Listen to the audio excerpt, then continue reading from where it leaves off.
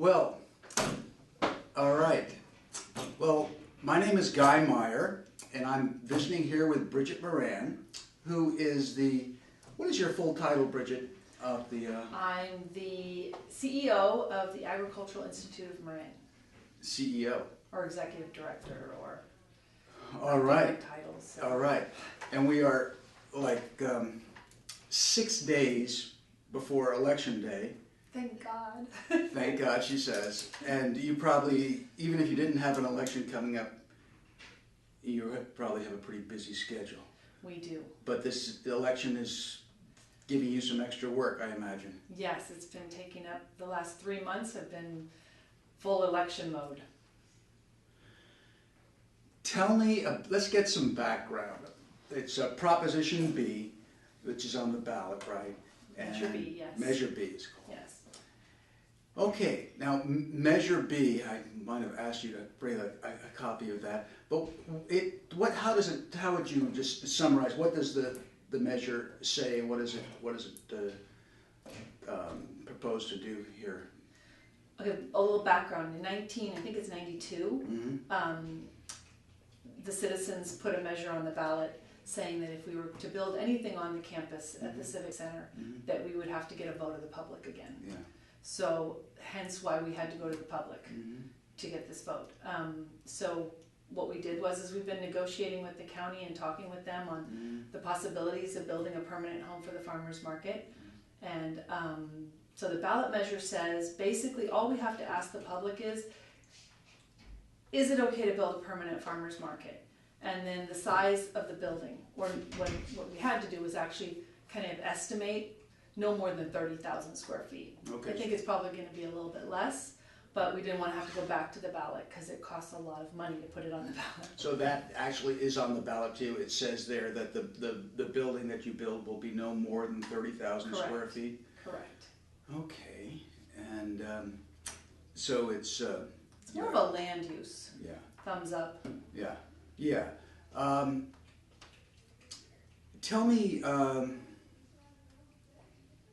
let's take it now. We brought this ballot.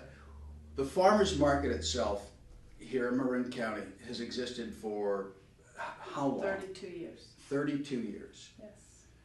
And from what I understand, it's one of the more successful farmers markets perhaps in the country. People have said that to me. Do you have any? I agree with them. You agree with that? have outside farmers market people given you certain praise? And we're I was on a board for the Farmers Market Coalition, and it's a national board that guides all the farmers markets in the country. There's about 6,000 of them now, and we have a lot of best practices here, and we share them. Okay. So. We've been around a long time, so we've experienced a lot of things that other people haven't, and we can share that so that they don't have to go through the same bumps. And How long have you been the director, CEO, as it were? CEO, 10 years. 10 years. Yeah. And when you came aboard, was the structure as it is today in terms of the management, the organization of the farmers market? No, it was very different. So I was under the impression that we were a 501c of some kind, a nonprofit of some kind when I came here, because because I was under the impression. But we weren't. We had actually never filed. Oh. So we got our 501c6, it's like a chamber of commerce for agriculture. Okay. And then at the same time we got our 501c3. And then we melded the two organizations into the 501c3. So that's what we've been for the past couple of years. It's been about 2 years now being that, and the 501c3 is the term for like an official non-profit where people can make tax deductible contributions, and you're legally whatever in that. We're education based. So our main mission is to teach folks about eating healthy, bringing farmers and consumers together, and the advantages of supporting local agriculture. Okay, now I'm being, we're going to take a quick break here. Pause there, cameraman. All right, we're resuming here. So, you're a nonprofit organization. You're one of the you are a successful farmers market. Is it sustainable unto itself, the farmers market, in terms of your cash flow from running the market, and is that how this market sustains itself, or is? So we have 7 markets a week, Oh, year round. We that's have right. 3 in the East Bay and 2 in San Francisco, Oh. and then 2 in Marin. And our philosophy, or the board's philosophy, we have a board of 15, 8 of which are farmers. Okay. And their philosophy has been to not have lots of farmers markets, but actually have less, Okay. and a better place for farmers to sell. So we used to have, I think, a dozen farmers markets, and we've actually reduced them so that consumers come to a region. It's more of a regional farmers Right. market. So if a farmer drives 2, 3, 4, 5 hours to get somewhere, Right. it's going to be worth their while. Right. So we have reduced our markets. So our markets are a little bit larger than usual, but they have more choice. And So most you of the were at one point 12, and you're now down to how many? 7. 7. And so, what was the question? Well, I guess the question was. Oh, sustainable financially. Right. Yeah. Sure, Yeah. Thank you. So yes, we are. We're blessed as a nonprofit because a lot of nonprofits are, you have to chase dollars. We do have a revenue source. We charge the farmers and the food purveyors anywhere from $40 to $55 a week per space. And that brings us up to about a $1.8 million organization. And then we'll get grants from different foundations to help us with EBT, so food stamps. Okay. We do a market match program where folks come into the market and they'll use $20 and then we'll match them with $20 or $10. We do a lot of education. We do thousands of kids a year. So that's what the grants support us. It's kind of the icing. Okay. All right. So bringing that up to the present status. Now, you had mentioned to me just, I think, last week that when you came aboard as the CEO, the mission was already presented to you, that the market wanted to attain some kind of permanent structure or status. Yeah, they actually recruited me on that basis. It was in my contract. This was the board? The board, yes. And the board of farmers as well as local people? At the time, it was all farmers. Oh, okay. It was all farmers then, and they wanted to build a permanent home, and they wanted somebody to help them. And so, to me, that was really exciting. I owned an event production company and a restaurant, and I gave that up and came here because I thought, this is a really important thing to do for Marin. I've lived here all my life, well, since I was 5. Okay. And this is something we need, and I can get behind this. So tell me, what are the principal motivating factors? I'm sure you probably have them bulleted down somewhere, but just go ahead and tell me, what is the prime motivating things that you want to achieve by getting this permanent status, this taking root, as you say in your ads? Some of them I haven't been able to articulate very well because they really are, they feel like they're in our hearts and they're hard to put to words. There's the logistical things. Rain. We'll be covered in the rain. We'll have real bathrooms. We'll have electricity and water. We'll have more than 30 days notice where we could be removed from the market site. We don't, right now only have a year lease. So we'll have a longer term lease. We'll have some stability.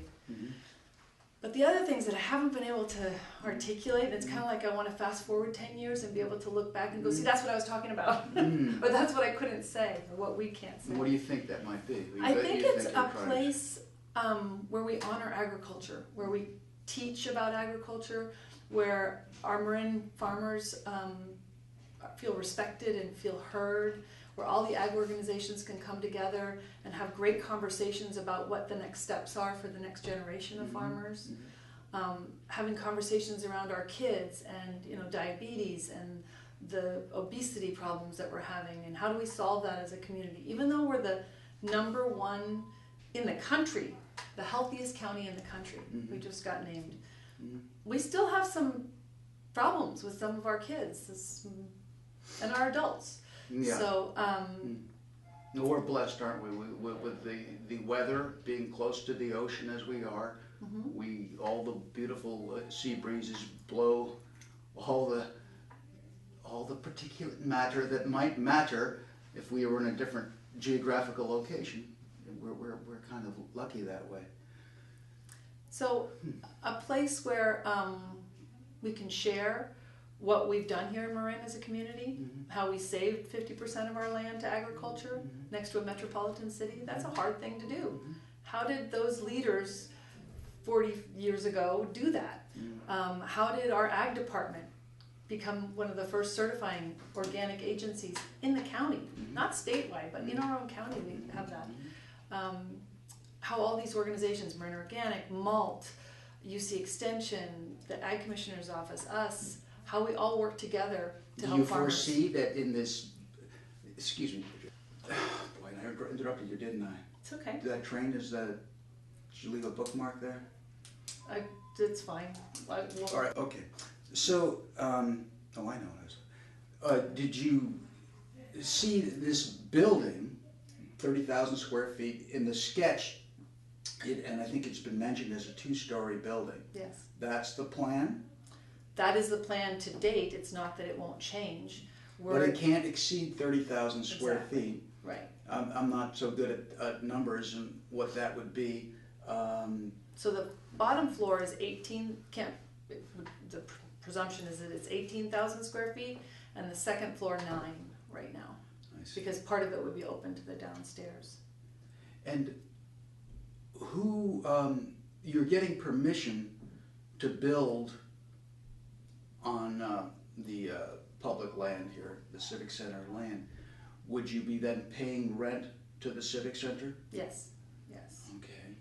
And would all the space that is in this building, do you see it as being entirely used by your AIM, the Agricultural Institute of Marin? Yes, and we'd be renting out to the restaurant, to the coffee shop. Oh, there's going to be a restaurant and a coffee shop there? Yep. And you perceive it to be something, the farmer's market itself this pavilion out front, it looks like maybe it's going to become more colorful. Is that possible? We colored it because people thought that we were making generic tents. They thought we were forcing the farmers to all look alike. And that's not the intent at all. So we had the architect fill in some colors. Yes. All right. That did look that way. It looked didn't it? Generic, and it wasn't particularly it's missing lively, as it were, so to speak. Now, you're by establishing this permanent element, were you thinking of expanding the farmer's market to beyond 2 days a week in terms of where all these stalls are and the farmers, or is this a plan that's been, is this being contemplated? The farmer's market, as you know it today, Yeah. will be under this pavilion on Thursday and Sundays. Okay. And then it's a parking lot for 250 cars the rest of the week for the Marin Center. Okay. It's possible, and one of the intents is to possibly have 1/3 day of a market later on, as soon as we can get the market demand up. So we might have a market on a Tuesday, or I don't know. Yeah. And then the market building in the background is a 7-day-a-week operation. I see. So in there would be the idea, and this is all conceptual right now, because what we're going to the public for is just the land use. Yes, you can go ahead and do this, but there's a lot of things that are probably going to change because it's very conceptual. But the idea right now is to have 18 day tables inside where a farmer could come any day of the week and sell their products. A restaurant that services the Marin Center and the community and all the employees that work around the neighborhood. A coffee shop, a demonstration kitchen, or a place where we can teach about eating healthy, and also a place where small businesses can incubate and rent the kitchen. We don't have a lot of kitchens to be able to rent anymore with all the food trucks that are going. They're using up all the commercial kitchens because you can't sell at a farmer's market without a commercial kitchen if you're preparing something. So you would offer your commercial kitchen to the farmers who participate at the market? Mhm. For rent, but a low rent, you know, something that's reasonable. And then there would be a butcher shop and a dairy. Those are the two main commodities that we have in Marin County. So we grow great grass, which gives us meat and dairy. And so we'd like to highlight those two to show the rest of the world, this is what we do here. So what you're gonna offer that would be a permanent market then, inside the building? Correct. The butcher. And is that an issue in terms of becoming a commercial market on sort of the public property? Maybe competing with other local markets? Is that, I guess, maybe has somebody spoken to you or thought maybe that? I don't see us as competitors to the local markets. I see us as movers in a movement, kind of like an elementary school. So they come to us when they're brand new. They're small farmers or they're small food purveyors, and they've got an idea or you know that they want to go direct to consumers. So they come to us and we help them. And then they go to high school or to college, to the Whole Foods or to the Woodland markets or to the other local grocery stores. And what we and our customer base does is move forward that food movement of back to local, back to knowing where our food has come from, back to knowing what's happened to our food, how it was raised, how it was grown. So yes, we are pushing that movement, but the ideal is that these vendors end up in all those other grocery stores, so that we're all supporting a local food system. Okay, that's maybe not Harris Ranch. Well, we'd like to be. I think everybody has perhaps maybe there's different visions out there of what ecology means, or how do we pull a society, as our world into some kind of basis where we're not doing damage to ourselves or the planet. And I guess that's sort of a question too when it comes to this vast canopy that goes overhead, and I imagine it's not going to be glass, it'll probably be some form of a plastic top. There seems to be some trade-offs in terms of the pluses and what we might lose for those who enjoyed the market too. So you're comparing plastics to factory farming? I'm just comparing plastics with no plastics. Okay. We currently have a system at the farmers market that there's no covering and there's no plastic over our head, no large amount of plastic. So you're going to have to invest in this very large canopy, and it will stay up there. It will stay up there. It will look beautiful, no doubt, if you like it, but you won't be looking up at the clouds or the sky. We'll be able to see the clouds in the sky through it. Through it, really? Yes. It's going to be clear plastic? Yes. And someone will be cleaning it once a year. You know, I want to find out about the cleaning it. Kansas City has one similar size. Oh yeah. And so I can see how you can clean all the outside, but I'm wondering about that middle part there. But I'm sure they figured it out. High power hose, I guess, blasting away at the top. But that is a sense of what I'm thinking about in terms of where we're going. What is right now, despite the fact that people might get rained out or it might be convenient for there to be electricity, whatever, you have continued on for 32 years, and it seems from the outsiders to be a fairly stable operation that works. So this is you like generators working in the background and porta potties. The porta potties alone, most people don't like porta potties. Yeah. I mean, I don't. Yeah. And that porta potty is a $40,000 porta potty, and it has to be filled up with water throughout the whole day. I mean, there's a lot of back scenes that we bring all the tables and chairs in trucks. Yeah. There's no storage on site. Right. There's we have a 4-man crew that puts up that market. So to have a little bit of permanency would be really nice. All right. Well, let's, in terms of when you say that the taking root has become the slogan of this campaign, taking root. And to me that means sort of establishing, in a way, what human beings roll. They talk about the carbon footprint and human footprint. So you're going to have a permanent footprint there.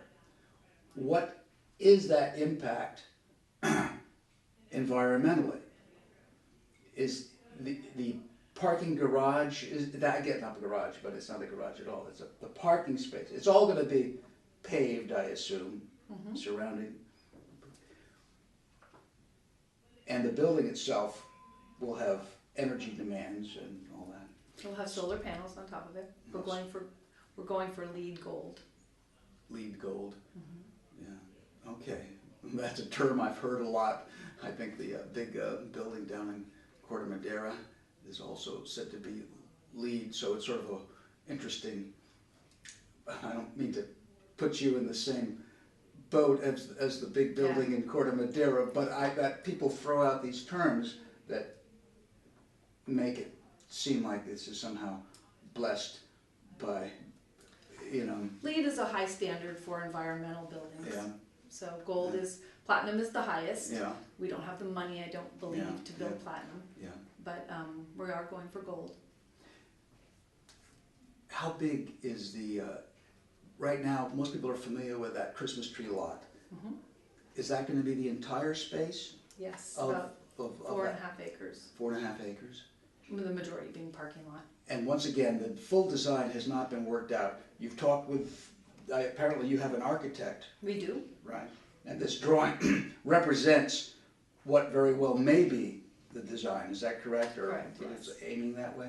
So there's some components. Frank Lloyd Wright, when he designed the campus, had a tensile structure on the site and it never got built. In the design that Frank Lloyd Wright had, he had these pillar-like structures on the side. It's kind of a nod to Frank Lloyd Wright. The curvature, right. is the same, one of the shapes that Frank Lloyd Wright used. So that's what our architect was going after. We're also working with the Frank Lloyd Wright Conservancy. So because this is a World Heritage Site, so we want to make sure that we respect that design. Right. So there's a lot of people's voices, and we haven't even done the public process yet. So we're going to be going out. First, we're just getting the thumbs up. Then we're going to be going out to the public and saying, "Hey, what do you think?" Oh, really? Okay. I'm curious about that because I was wondering whether the public process had, whether there's a place. There's definitely a place.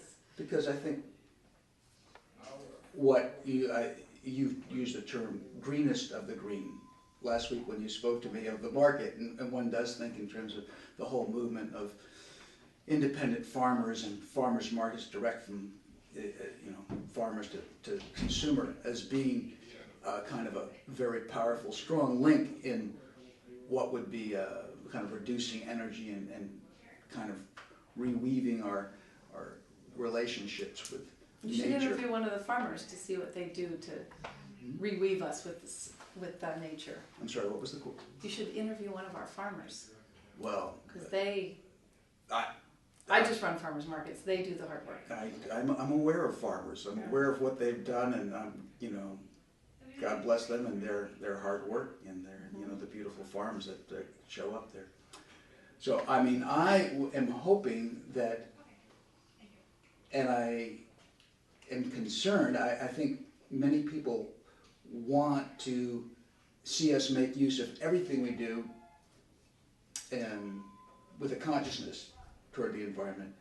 So I think it'd be really great that a green, that much greenery that we probably people of Marin would be saddened just to see one big giant parking lot. And I think there's potential to put trees. That's a great idea. And that's been thought over the place. Yeah, there's we want to do a lot of agriculturally related landscaping. So we'd love to have a little area where we can do some education around landscaping. Okay. And let me see my questions here that I'm covering stuff as we move along here. How we got? 4 more minutes. Oh, how wonderful. Sorry. That's all right. That's all right. So,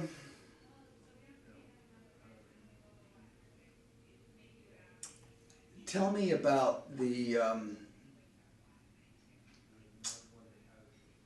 I guess getting back to the economics a little bit of building it, is this something that the Agricultural Institute of Marin has the resources to go ahead and get that built, or would you do it like any other, maybe a builder who would just go to the bank and say, here's the Neither. plan? No? So we're going to be doing a capital campaign. Mm-hmm. We're going to reach out and we need to raise $10 million to our community, and we'll see what happens from there. And then we'll have some debt service on the building as well, but the less debt service, the better. So we are, as soon as the vote occurs, and if we get a yes, then we'll embark on the next campaign, which is the capital campaign. So if you have $1 million and you'd like to give it, come on by. Well, if I had $1 million, I might think, what about a temporary canopy? I'm not sold on this canopy, and I just wonder. Well, then you should vote. I'm going to vote. You're trying to wrap this up right now. Let's wrap it up in one more minute. But temporary canopies were not deemed to be Temporary logical. canopies, yeah, they cost a lot of money. Yeah. And they don't last. So it's, if we're going to do this, we're going to do it right and for a long time. So.